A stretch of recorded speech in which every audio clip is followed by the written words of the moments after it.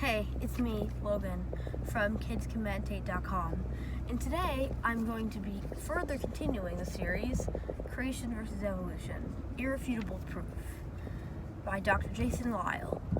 This guy is an astrophysicist, so even if you have a high education, this guy has one too, so you might even listen to him.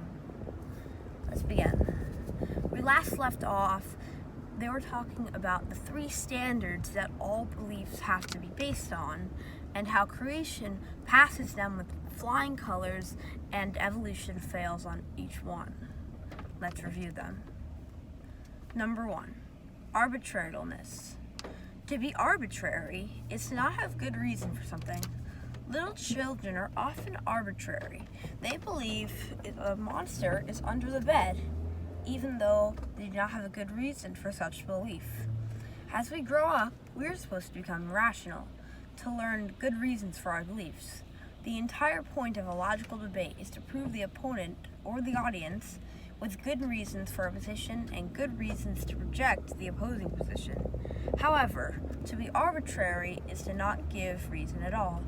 Abandonment of rationality, some say. Ironically, the best way to refute an arbitrary claim is with another arbitrary claim. Whenever someone makes a claim that is arbitrary, I can always simply arbitrarily assert the exact opposite. Is it okay for my critic to be arbitrary? And why can't I be arbitrary? Fair is fair, after all.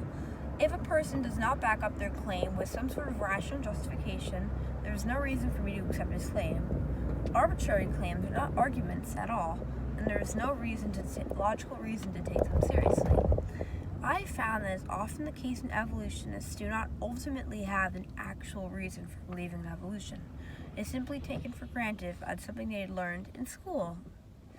They might attempt to give a reason, certain fossils or similarities in DNA, but since the creationists can account for such evidence as well, the evolutionist needs to give a reason why he or she has accepted the evolutionary explanation for the evidence rather than the creationist one. If they cannot give a good answer to this, then they are being arbitrary, and that person can be rightly dismissed as irrational. On the other hand, the biblical creationist had good reasons for what he or she believes. The creationist takes the Bible for what it claims to be, a special revelation of God, and notices how the universe makes sense where interpreted as the light in biblical history. He notes that even secular archaeologists have noted to great extent the fact that the Bible is historically accurate, and that just one of many confirmations of the Bible's reliability. Number 2, inconsistency. In addition to arbitrariness, we must also look for inconsistency. A correct worldview must be entirely free from contradictions. This reason is simple. Two contradictory statements cannot both be true at the same time in the same way. So if a worldview states both A and not A, then the worldview is necessarily false, where A is any claim. It may have elements of truth in it, but as a whole it cannot be true because it contradicts itself. Relativism is an example of inconsistent, self-refuting worldview. Relativism is also the belief that everything is relative, so there are no absolutes. However, the statement, "there are no absolutes," itself is an absolute statement. If that is true, then it is false. Since relativism both asserts and denies absolutes, it cannot be correct. Another example is strict empiricism. This is belief that all the truth claims should be evaluated empirically, by observation or experimentation. In other words, if a claim cannot be proven by observation or experimentation, then it is to be rejected. This is a very common belief among evolutionists, yet it is self-refuting. When we apply the standards of empiricism to itself, we see that it crumbles. In other words, the statement, if a claim cannot be proved without observation or experimentation, then it is to be rejected, it is itself is something that cannot be proved by observation or experimentation. If that were true, then it should be rejected as false. So strict empiricism cannot be true because it is self-refuting. The evolution worldview is simply full of inconsistencies. On the one hand, evolution implies that the universe is simply a product of change or chance, the ungilded, unpredictable product of the Big Bang. On the other hand, the evolutionist believes in science, which requires an orderly, logical universe that obeys predictable laws that are congenial to human understanding. On the other hand, an evolutionist teaches that people are simply just chemical accidents, the meaningless products of mindless interactions of nature. On the other hand, he comes home and kisses his wife and hugs his children as if they are not meaningless chemical accidents of behavioral inconsistency. Many other inconsistencies could be listed. By contrast, the biblical creation worldview is self-consistent. The creationist believes that the methods of science because of, not despite, his worldview. He expects the universe to be orderly and logical, since it was created by God and upheld by his power. He expects the laws of nature to be congenial to human understanding, since God made the human mind to be able to understand at least aspects of the universe. The creationist has every reason to love their family members, knowing that they are special creations of God made in his image. Number 3, preconditions for knowledge. Last but not least, a worldview must make knowledge and science possible. If a worldview does not make knowledge and science possible, then the worldview is wrong, because knowledge and science are indeed possible.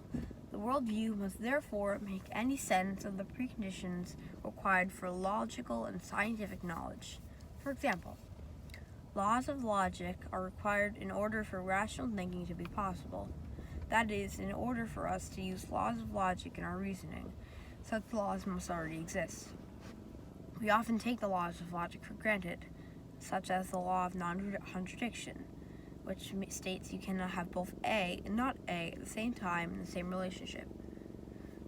We all know this is true, but few people have stopped to think about why this law exists and why it has the properties it has. Only the biblical worldview can account for the laws of logic. Laws of logic are a reflection of the way God thinks, and therefore the only proper way of thinking that deductively, consistently leads to true conclusions. The law of non-contradiction exists because it reflects the nature of God, who cannot deny or contradict himself. 2 Timothy 2:13. Laws of logic are universal, exceptionless, invariant, abstract entities, precisely because God is an omnipresent, absolute, unchanging, thinking being.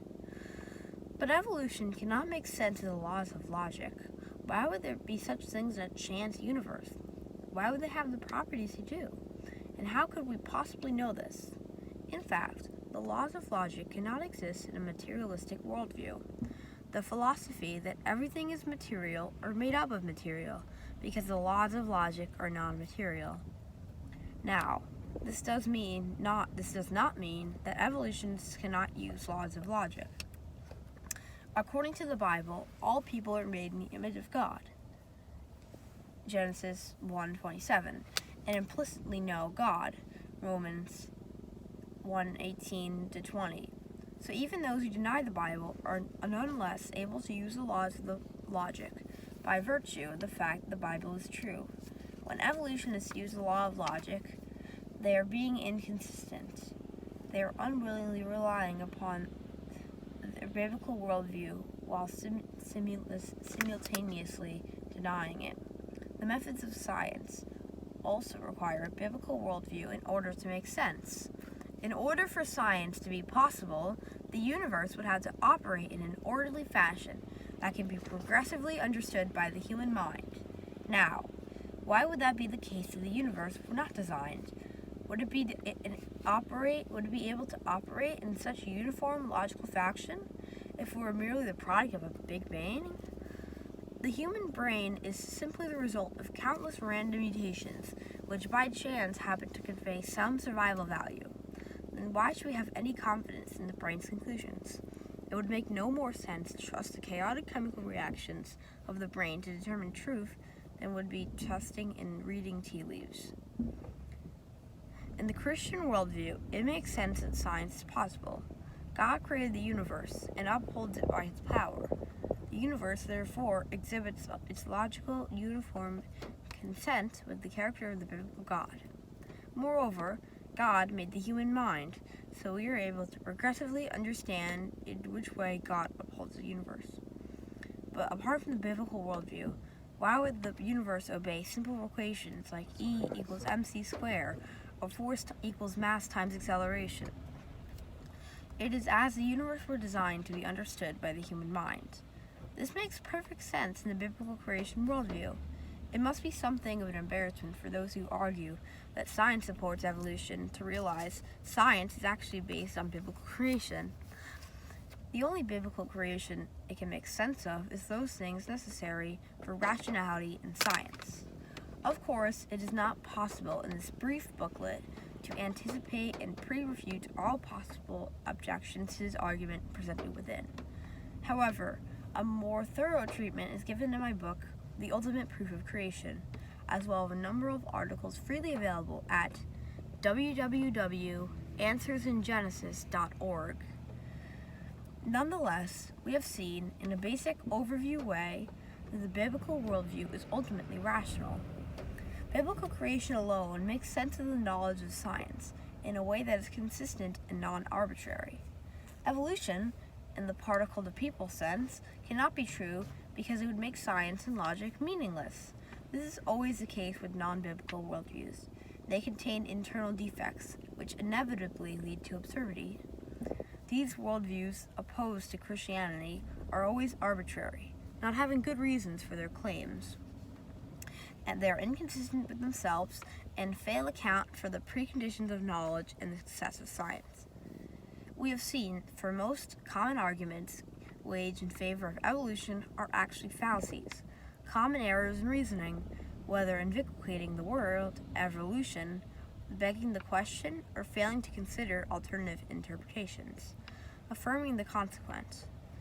The leading evolutionists have not given us a cognate reason for their belief.